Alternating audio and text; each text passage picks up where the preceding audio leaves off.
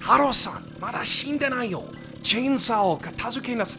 Hey, buddy, good to see you blinking and breathing again. Not that you wouldn't be. We just, this season's menu had a bit of a mix-up. Spring just came packing way too much great trash, so our chefs needed a little extra time to, really cook. And then we got that last-minute shipment of Netflix Kakegurui in, and between all that, we kind of forgot to tell Taro to hold off on your involuntary valet service, so long story short, you've been locked in our freezer since mid-May. Don't worry though, we looked you over while we were taking care of your payment plan, and aside from some minor cabbage to the lozenge center of your Brian, you've got a clean bill of health in all your remaining organs. But enough questions. No. I insist. We have kept you waiting long enough for the hottest trash of spring 2025, and I absolutely refuse to make you wait 1 second longer after I'm done begging you for money. Between commissioning art, paying video editors, and the rising price of chloroform, running a restaurant's gotten mighty expensive these days. And Chez Garbage would have shut down long ago without the generous support of our patrons. For as little as $1 a month at patreon.com/mothersbasement, you can help finance your favorite dumpster fire grill and get a load of cool perks in the bargain, including your name on our VIP wall, access to a box of my old recipes, and R-rated cuts of all of our menus, totally free of FDA censorship. But that's not all. If you sign up now, 10% of your monthly donations will be put into a fund to buy your kidney back, or a kidney of comparable quality. No other restaurant's offering deals like that, so what are you waiting for? Head to patreon.com/mothersbasement and use the promo code YourCreditCard to give me money. We've got two lovely Trashpetizer options to start you off this evening. Rock is a Lady's Modesty and From Old Country Bumpkin to Master Swordsman, which both arrive at similarly mild trash flavors using the exact opposite recipes. On paper, or Wikipedia synopsis I guess, Old Country Bumpkin sounds like a real toasty dumpster fire. A 40-year-old virgin teacher moves to the big city to discover that all his most attractive students grew up to become the kingdom's mightiest and scantily claddest heroines. Also, his foster daughter is one of them. You tell me that's not netchy. It's not netchy. Mostly. Mostly, it's a deeply nerdy, highly technical exploration of traditional sword fighting techniques set in a reasonably complex low fantasy world full of extremely likable characters, especially the main one, who is simply too stand-up of a guy to even think about how do Lucia Citrus's pants even work? What is holding all that stuff where it is? I need to know. Conversely, you probably wouldn't expect to see a girls' band anime get very trashy at all, even when it's clearly riffing on classic Yuri tropes. But then again, until 6 seconds from now, it never even crossed your mind just how many things in rock music could be represented metaphorically by rough lesbian bondage play. Like, damn, she is beating those drums like a naughty little girl who needs to be punished. I'm gonna shred so hard she can't walk tomorrow, etc., etc. Picking a Trashpetizer will mostly come down to taste, of course, though if you'd like a suggestion, I do think the Rock Ladies have a slight edge over Old Country Buffet, thanks to the more consistently impressive nature of their animation, but both of them absolutely pop off when the chips are down, and they make use of some seriously impressive 3D CG to do it, really capturing the nuances of both real-life swordplay and real-life guitar, if that's something that you care about. So either way, you can't go wrong, and you could just get both. I give Sword Bumpkin 4 novelty trash baskets of garlic bread, and Lady Rock gets 5 full of buttery croissants.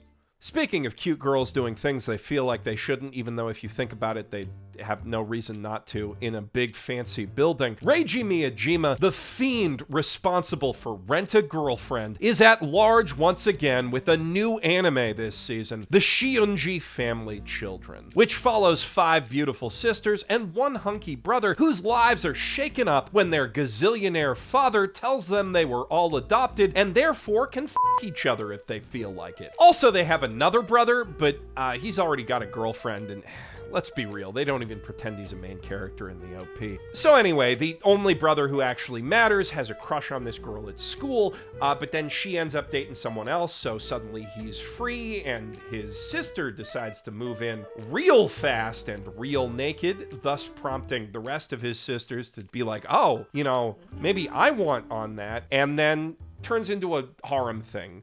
And as harem things go, it's pretty typical. Basically does nothing to reinvent the wheel, which by default makes it infinitely better than Rent-a-Guff. You got the tsundere, you got the sporty, upbeat one, you got the sultry older sister character, you got the shy little sister character who's not that shy when it really comes down to it. You got the desaturated quintessential quintuplets flash forward scene that shows him and whichever sister he chose with a kid, but she cut her hair real boring so you can't tell which one it is. This show dutifully ticks off every box on the harem anime checklist one by one, and the fact that their family does not meaningfully change the way that it ticks them at all, especially not for the obligatory Onesan and Imoto archetypes. The only place where it really makes any kind of difference is with the wildcard harem character, who here is a low emotion genius type girl that definitely does not want to f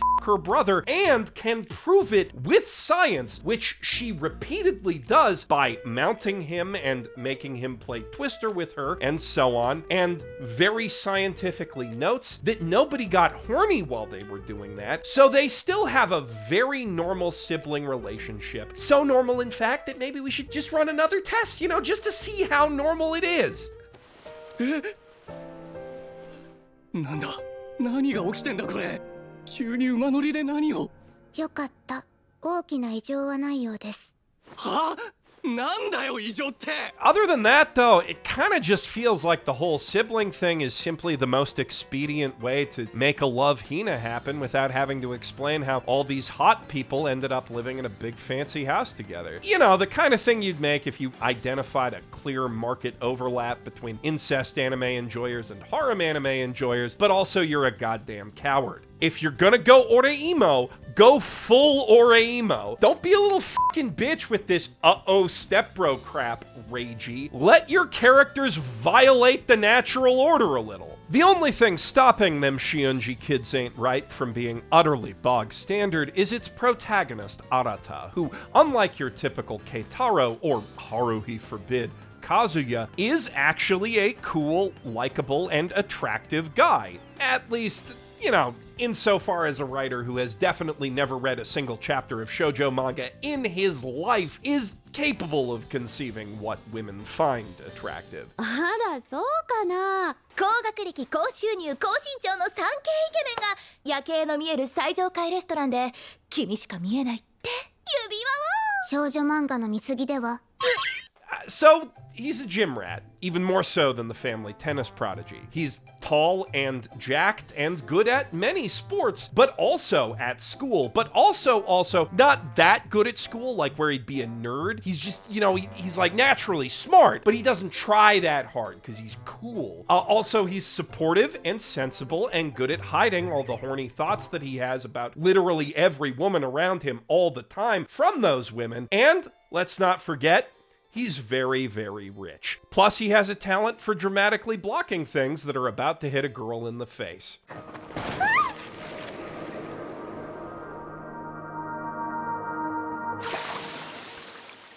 I mean, he's no Rentaro. He's not even a Futaro. He's basically a walking list of things guys who can't get laid think will get them laid, but that still beats a Keitaro any day of the week. I feel like a lot of the positive buzz around this show is just coming from people like marveling at the fact that it's competent at all. I mean, wow. After committing all that Rent-a-Girlfriend, it turns out Reiji Miyajima was capable of pumping out perfectly acceptable hack harem slop all along? What a glow up! Truly, he is an artist with hidden depths. And hey, I get it. When you're clawing your way out of the depths of hell, a hole in the ground starts looking an awful lot like heaven. A hole is still a hole, though, and this is still a soulless product. A less nasty one than Rent a Girlfriend, to be sure, but if that was 3 biohazard disposal units full of moldy lunchleys, Shiunji fam is just a plain old Mr. Beast burger dumpster. Which, again, is undeniably a huge improvement. So, good job, Mr. Miyajima. You have officially graduated to hack. He's not the only one making by-the-numbers bread and butter shonen rom-com trash this season, though. Nana's Can a Boy-Girl Friendship Survive is bringing back love triangles in a big-ish way that had my fellow chef Garnt absolutely seething after a 3-episode test. God, I hate her. God, look at her. Look at that smug f***ing face. And I don't blame him. Himari is a f***ing train wreck. But I also don't entirely agree with him, because she is exactly the kind of transportation disaster that I would happily watch several hour-long YouTube documentaries about. So here's the sitch. Yu Natsume is a typical teenage Japanese boy with a very atypical hobby: making accessories. You know, necklaces, rings, hair clips, things of that nature, made with preserved flowers, quick curing resin, and a whole lot of love. His classmates see this as weird and girly, and so he does not have any friends until one day pretty and popular Himari decides she likes his work enough to post it on her semi-successful Instagram page and help him open an online store, and vow that she will stand by his side as his personal model and comrade in shared dreams to help him sell those accessories until the day she dies. Also, maybe if they're still single by 30, that they should, think about getting married. But, for now, they are just friends, just regular old buddies who spend every single day together like best buds should, and like all platonic pals do, of course they have their own inside jokes going, like, hey, what if we banged? Teehee, just kidding. And, sometimes they'll pull each other down to the science room tables and ask each other to, practice making out a little, just in case when they get, another person that they're gonna date, because they're gonna date other people eventually, right? Obviously they're gonna date other people. They just don't wanna fuck up kissing them. So they should kiss each other now, just a little bit, just to practice, like any true bro would do for their, someone who thinks Gojo is straight hacked my script. Anyway, when her female acquaintance Rion turns out to be the long-lost first crush who ignited Yu's love for floral passion in the botanical garden all those years ago, Himari suddenly realizes there might be more to her feelings than an entirely normal impulse to kiss the homies goodnight, and so she starts crashing out, just a little, and a lot, and she kind of never stops. ごめん、クールダウン無理っぽい。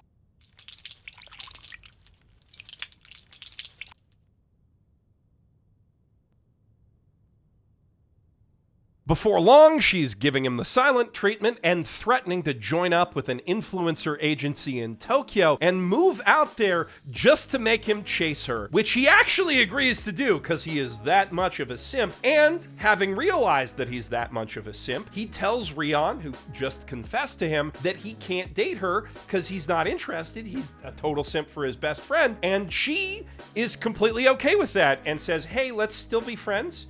And if you change your mind, I will always be down. Also, she seems open to throupling, so really no problems on the love triangle front. But that's okay, because Himari is more than enough of a problem to make up for it. And frankly, so is Yu, who, despite being not like other protag-kuns, TM is very much like every other protag-kun in his pathological inability to take even the most obvious hints. Basically, every problem from that point forward could be solved by either one of them just not saying lol JK after they confess their feelings for the 1000th time. That is until a vindictive social media vixen, who happens to be Rion's older sister and Himari's older brother's ex, swings by to follow up on the very real offer to cover her very real move to Tokyo that the very real talent agency agency that Vixen works for is very upset about being out a very large amount of money on,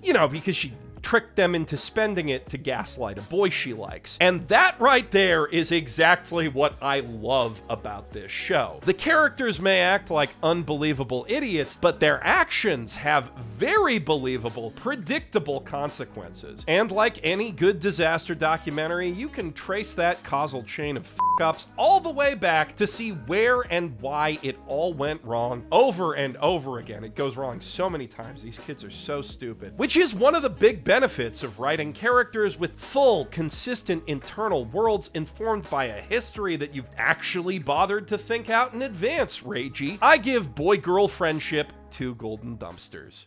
Now, if you prefer to watch hot popular girls and weird losers not f*** each other for no apparent reason with their tits all out all over the place, we do have an anime for that too. But before I scare all the hoes away, I do think that you ladies out there should know we don't just serve waifu trash in this establishment. We've got some piping hot husbandos fresh out of the oven too. Classic Star Stars is a male idol type thing set at a really fancy high school where a mad scientist is using futuristic emotion reading hologram technology to unlock the latent DNA of classic music composers in Japanese teenagers and form the ultimate boy band. Which is, of course, essential to Japan's entire future because this emotional vision technology, emotion for short, will one day completely redefine international politics. Our hero is a hot-blooded former boxer named It Doesn't Matter, You're Beethoven Now, who got punched in the head so hard he temporarily went blind, but then some doctors from the fancy school came out to do some kind of miracle surgery on him to bring his eyesight back and offered him a full ride scholarship for mysterious reasons, which turn out to be that the miracle surgery implanted him with the Beethoven factor, and now he can sing real good. And even though all he wants to do is punch guys in the face, he slowly comes to realize that you can still punch people in the face with song. Previously, the school also did involuntary surgery on a smarmy smart boy they call Chopin, the pretty boy Liszt. I think it's Liszt. I don't know my Baroque composers that well. And a brooding rival-type character whose name is Mozart now, whether he likes it or not. So it's lucky that he does, and they're all really into singing and stuff, and they don't particularly mind being unwilling human experiments because it means they can rock out. An attitude that I would say is pretty based if the show's music weren't complete booty cheeks. I probably can't play any samples here due to, the whole copyright situation with the FDA. But the show's whole gimmick is basically just using classical music melodies as the lyrics of modern J-rock numbers. And some people might be into that, but those people are not me. It's the sort of thing that feels tolerable in a single, maybe, but just unbearable when you build a whole album around it, or an anime OST, as the case may be. It kind of just sounds like an English teacher trying way too hard to make Shakespeare modern and relatable. If you can look past that, though, the rest of the show isn't very good either. But if you want to see hot boys being idiots and doing stupid little dances every week with batshit insane sci-fi world building, you should probably just rewatch Hypnosis Mike. Classic Stars gets an HMV bargain bin full of Christian rock and hip-hop albums. Don't worry, ladies. We got plenty more girl trash waiting for you in the fantasy and isekai section of the menu, one of which isn't even a little bit of a villainess anime. So please don't leave while I'm telling you about Please Put Them On Takamine-san, or the other things that are basically hentai immediately after it. Please keep my monetization on, YouTube-san follows a dorky little loser with no friends and no prospects who finds himself in the wrong place at the very right time when he accidentally catches the smoking hot class president putting on a black bra.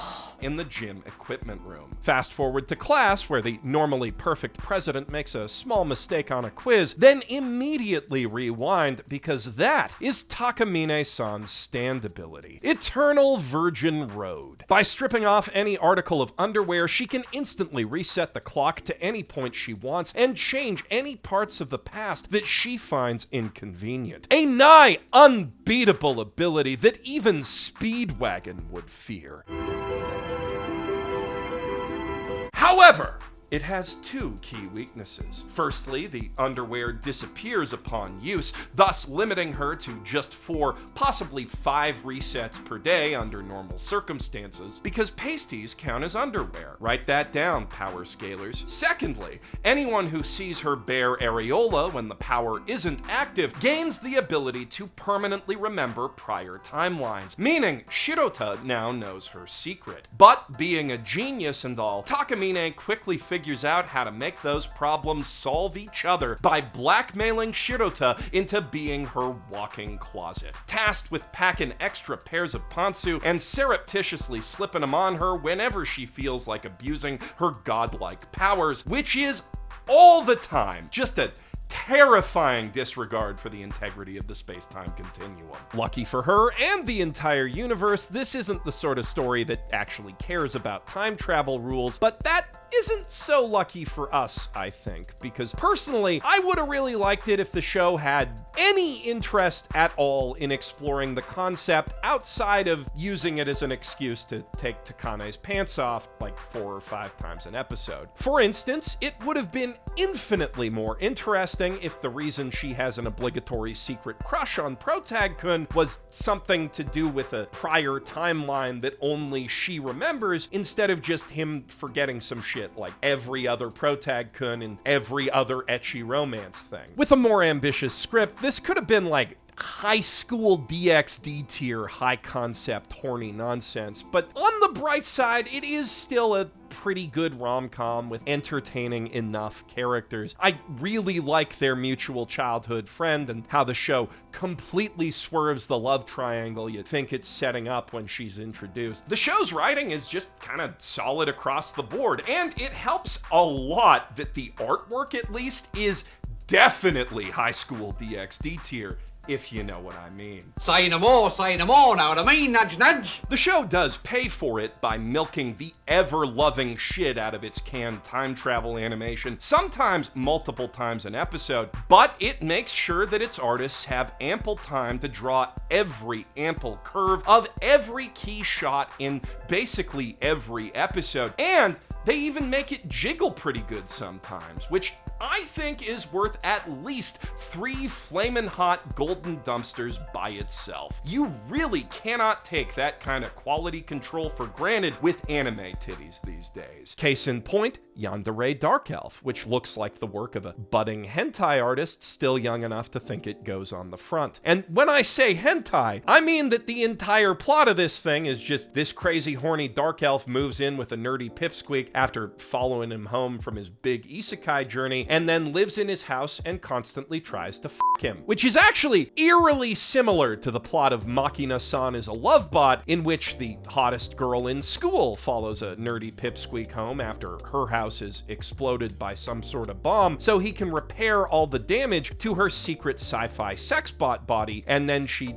lives in his house and tries to fuck him all the time. The only thing stopping either of these shows from being straight up porn are, respectively, a literal cock-blocking curse and the fact that Machina-chan doesn't actually know how sex works and is programmed to not be able to ask. Now, you might have noticed that one of those jokes for why they haven't f***ed yet is substantially funnier than the other one, and it happens to be on the show with a more complex and intriguing plot all around, and you better believe that quality gap extends to the titties in Machina-san, which are miles beyond Yandere Dark Elf, damn near drawn as well as Takamine's, and even jigglier. Now, on the flip side, I do think that Yandere Dark Elf has maybe a little bit more emotional depth in its cast than Machina. There's a mildly interesting undercurrent of past trauma that explains why the Yandere Dark Elf is so yandere, but Who fucking cares? You're not watching either of these for the story or characters. You're watching them to goon for 15 minutes. And if you can jork it to this, you probably need glasses. Unless you're watching this on YouTube, of course, where no one's allowed to jork it to anything besides fake prank channels ostensibly aimed at children, in which case this is puppies, and anyone jorking it should seek professional help. Remember that uncensored FDA unapproved cut is available on Patreon, and I promise this bit is slightly funnier there. I give Machina-san 3 burning barrels of with a fat load of literally inside with and then Yandere Dark Elf gets a big moldy an obscene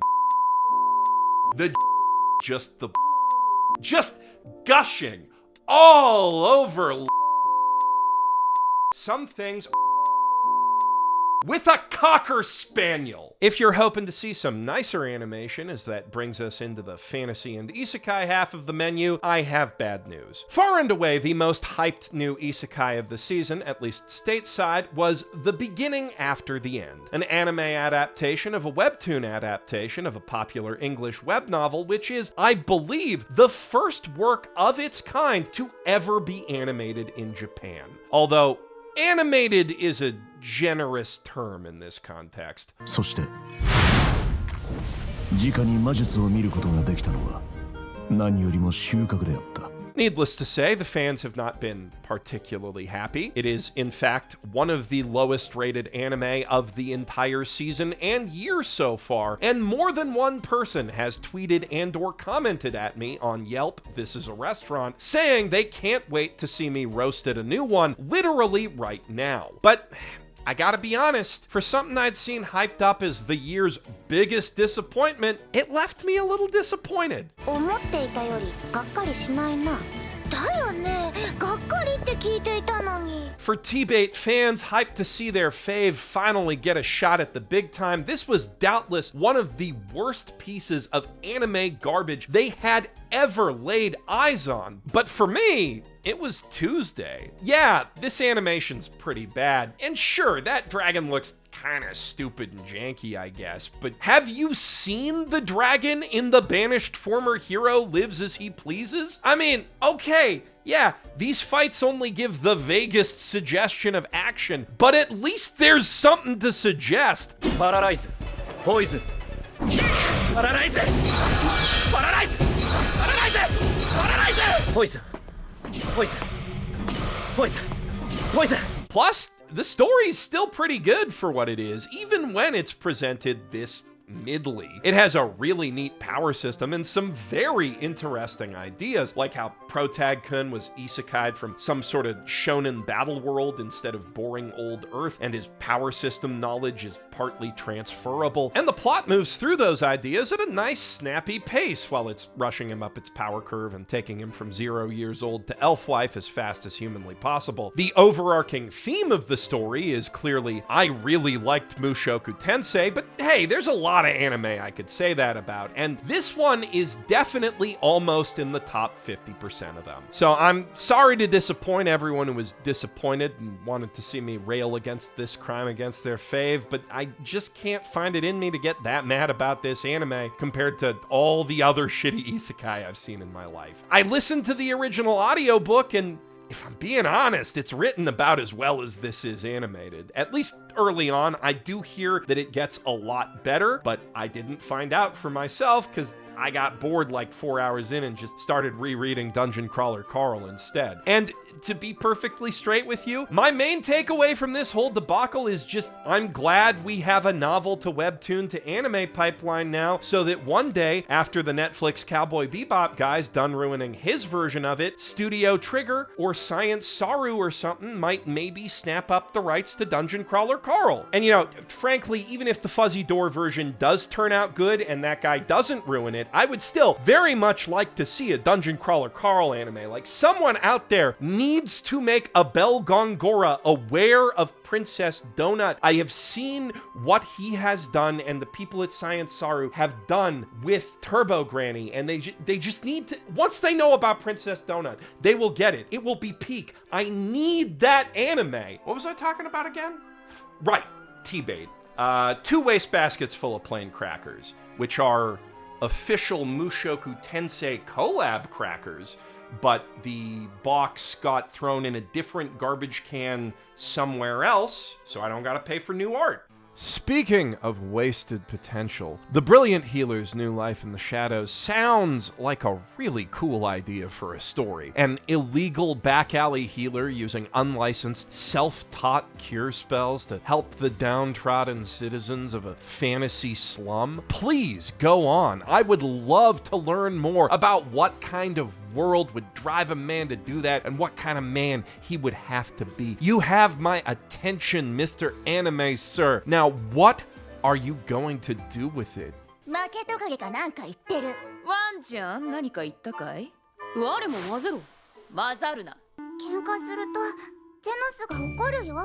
Show me a bunch of random waifus fighting over the guy's before we've even met him for like 10 straight minutes while he's out doing an errand, you say. Cool. Cool. And how did you say he came to be the proprietor of this illegal healing clinic again? Kicked out of a hero's party because they underrated his elite skills, you say. And in your estimation, how elite would those skills be? Invincible shield magic and the power to instantly regenerate limbs. You don't say. And his main love interest is... yes, never mind, I see it right here. It's the very young girl that he owns as property. Okay. Does the harem at least get introduced organically over the course of a few stories? Oh, okay, so they all just kind of show up at his door pretty much at the same time? Okay. Yeah. Okay. Okay. Okay. At least the specific reason that this overpowered, underrated adventurer's party kicks him out is a little bit interesting from a world-building angle. They don't just think he's useless. Their party is getting famous now, and they really don't want some pavo slum kid getting cooties all over them when they're about to be hobnobbing with the nobility. So that's like some class struggle there. The story has a theme, maybe. Also, 3 of the harem girls are gang leaders representing the different fantasy races in the slums. That's a really cool idea they don't do much with. I mean, he solves the gang war by episode 3 with basically a sit-in at the rec center. It's a complete non-issue. Or so it seems, until the magic FBI catches wind of the lower classes putting aside their differences and sends an undercover knight in to investigate. You know, make sure there ain't no demi-human Fred Hamptons walking around without magic bullets in them. And of course she accidentally wanders into his house and almost instantly falls in love with him before realizing he's her mark. The kind of show you think this is? I thought we learned our lesson about having expectations for things. She does shoot him first, though, on suspicion of an unrelated crime. These bitches do be a bit crazy, and hot enough to get away with it, which easily elevates this harem anime with extra steps above the Shiunji family slop tier to at least the level of a lesser Tenchi Muyo spin-off, which is about as good as you're gonna get from one of these fucking things. I mean, good harem, likable protag, decent sense of humor, minimal school shooter vibes towards the party that kicked out the underrated adventurer. Why is that so hard? Maybe it's not. We actually got 2 of them this season. And the other one has one of the most creative interpretations of the obliviously OP protag trope I've seen to date. In a stunning twist, Kurt, the hero of Unaware Atelier Master, is actually as useless as the party that kicked him out thought he was, at least when it comes to combat specifically. わかりました。Every other skill, however, is triple S rank, meaning he can clean a whole kitchen in the space of a tea break with time left over to cook porridge so tasty it cures magic cancer, build a structurally stable tunnel all the way through a mountain in an afternoon, and find a couple crates of mithril along the way, plus just only a little bit of orichalcum. He's a little ashamed of how little legendary orichalcum he managed to dig up. He can also craft a magic sword on par with Aizen's fucking Bankai as a fun little hobby project on the side, and he can harvest resources from monsters that aren't even dead yet. 探検一月でバラバラに採掘とか言って Pretty much the second he stops wasting his time as a glorified pack mule for a pack of delinquents, the kingdom sees a statistically significant bump in its GDP. And so the powers that be swiftly set to work elevating Kurt to a political station where his powers can do the most good for the nation. An atelier master. Only problem is, he has such absurdly low self-esteem, he literally would not believe them if they told him he was in charge of his own politically autonomous magic item factory, which he built by himself with his own bare hands in 3 days, as well as the entire town around it. So, they just don't tell him. He thinks he's the chore boy. Also, he lives with a princess who really wants to f*** him, but I feel like that goes without saying. For the most part, though, unaware atelier master's surprisingly good at swerving your typical tropes. In every one of these fucking things, if he's not out for revenge on them, the second arc is inevitably about underrated protag Kun's old party realizing how much they need him and crawling back to him +5 iron helm in hand to beg him to party up again and or bully him into it depending on the story, and then they just treat him like shit again and he's like, I'm better off without you, and that's it. Here, those assholes never even get the chance, because the party leader became so addicted to Kurt's godly cooking, he gets arrested for violently dine and dashing out of a 5-star restaurant that served him, quote, pig slop. Meanwhile, the party nun gets roped into a plot to assassinate the princess, and it turns out the party thief was some kind of undercover spook all along, apparently sent in to keep tabs on Kurt himself. That is a shocking amount of political intrigue and character depth for a show where the hero accidentally defeats a demon lord with a mop whilst hot on the trail of a nefarious local graffiti bandit. I think I might love this anime.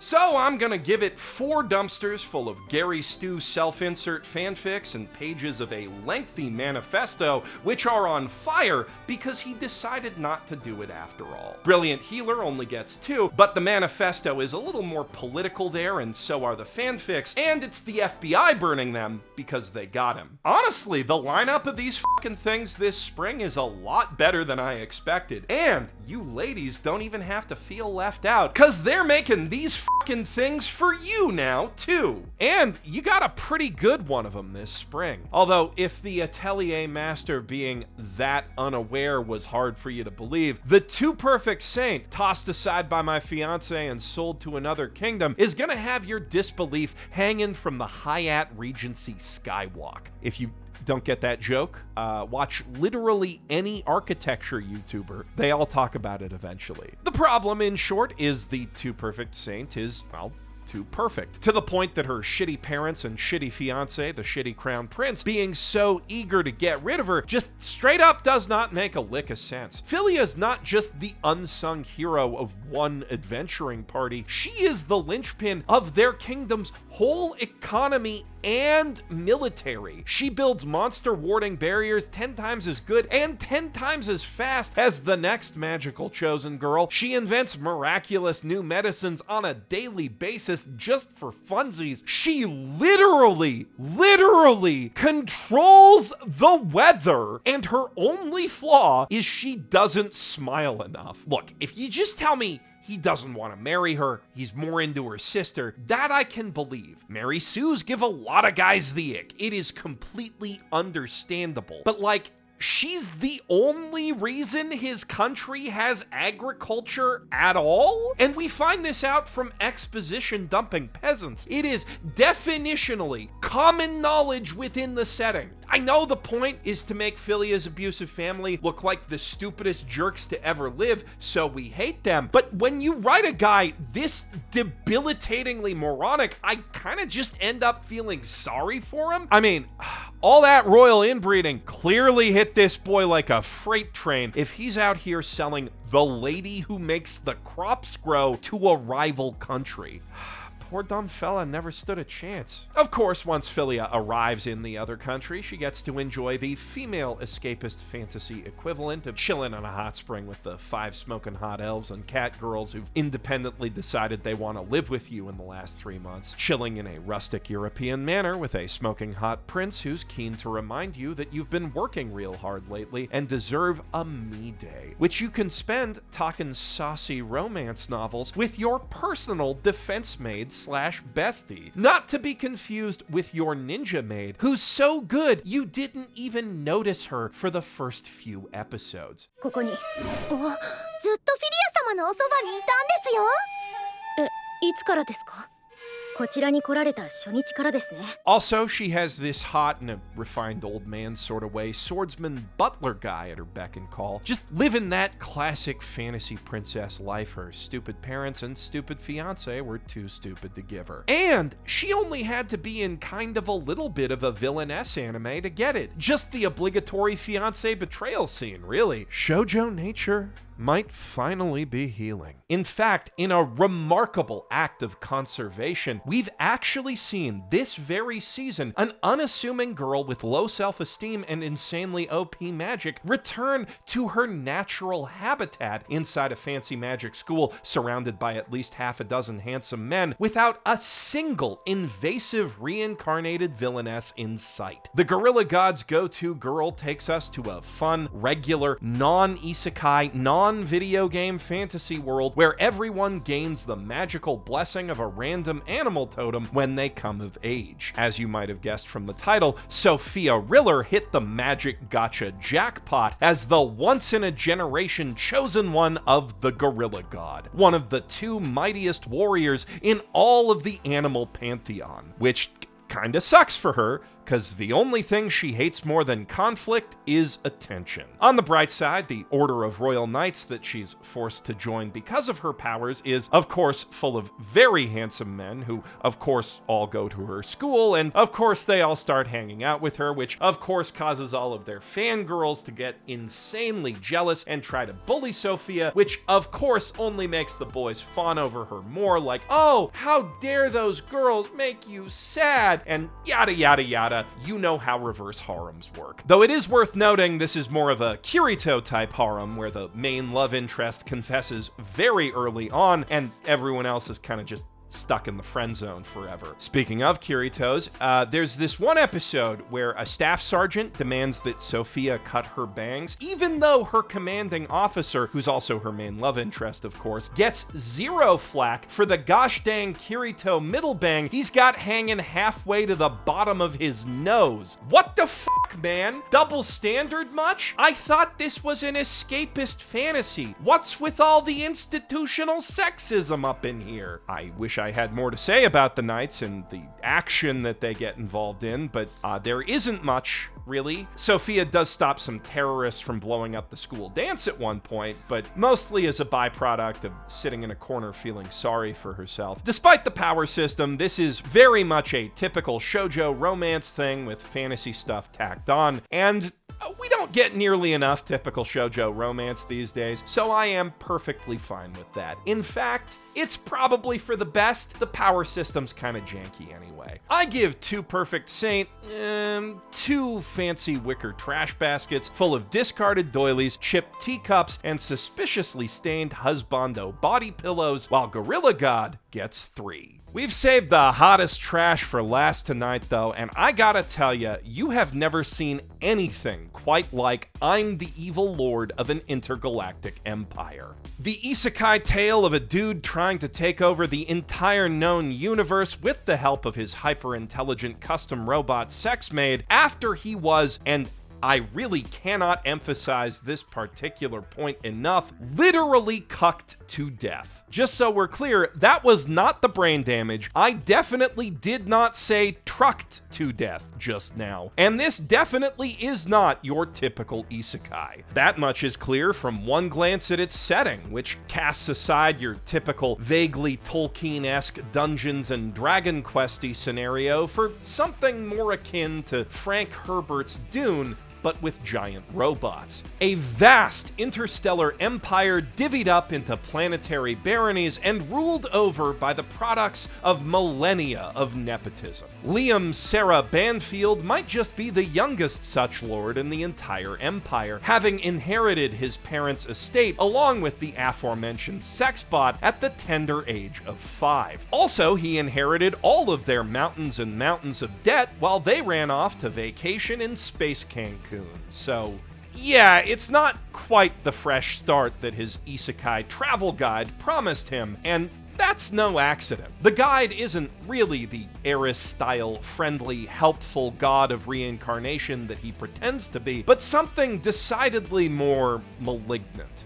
Like Aqua. And like Aqua, this eldritch entity that feeds on human misery is incredibly entertaining, stealing every scene he's in. It was he, in fact, who orchestrated Liam's whole fatal incuckening to begin with, and this so-called second chance is really just prep work for a delicious second serving of Liam's despair. But while the guide is distracted, snacking on that feeling when all your whipped cream sticks to the top of your Starbucks cup and the agony of failing a no-hit challenge run on the very last level, not to mention his favorite food, the scenery, いけません。早くネガティブを負の感情を補給しなければ。なんだよ。あいつおかしいよ。 Liam and the sexbot, mostly the sexbot, managed to turn the entire solar system's economy around with very sensible reforms. Almost makes you wonder why every planet isn't run by robots, but then you remember this is a Dune-type universe. They didn't take their Butlerian jihad quite that far. They do still have computers, but only for f***ing. If you do anything besides f*** your computer, it voids the warranty, and people look on it very harshly. So that's why no other system has yet tapped into the sexbot advantage. It's not just the economy where they have an edge, though. Liam, being a reincarnated otaku and all, is of course drawn to the setting's giant fighting robots, and before long he has his family's antique combat mech refurbished into an unrivaled weapon, disabling every assist feature from target lock to the auto balancers, so the machine only responds directly and perfectly to its pilot's every instinct and impulse. Perhaps a little too perfectly.